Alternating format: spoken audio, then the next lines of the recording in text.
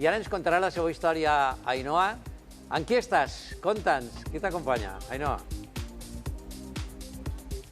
Simó, estic amb Raül. Ell va deixar la ciutat de València i se'n va vindre al poble, concretament a Zarra, a la comarca de la vall d'Aiora i Cofrents. I just fa un any que es va obrir la seva pròpia perruqueria. Raúl, conta'ns, ¿por qué vas a prender esa decisión? Bueno, hace un año yo creo que como a todos nos pilló la pandemia por el medio. Yo justamente pasé aquí la pandemia porque tengo aquí a mi familia y demasiado tiempo en el pueblo y quise volverme a montar el negocio al pueblo y volver a vivir aquí y dejar a Valencia. I bueno, avui estem de celebració perquè fa just un any que vas obrir esta perruqueria. Com et va?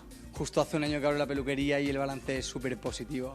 La verdad que me va muy bien, no solo por la gente de aquí del pueblo, sino porque también viene mucha gente de fuera. O sea que estoy muy contento. O sigui, que ha tingut una bona acollida, veritat? Me va súper bien, la verdad, estoy muy contento. La gente viene, prueba, porque también los conocidos, se corre la voz, al ser una peluquería nueva en la zona y viene mucha gente, la verdad. Moltes gràcies, Raül. I, com podreu veure, té la perruqueria plena.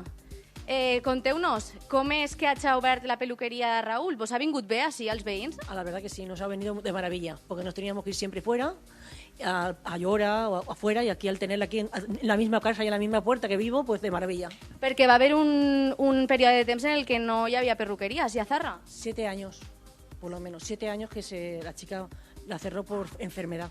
Estaba enferma y cerró.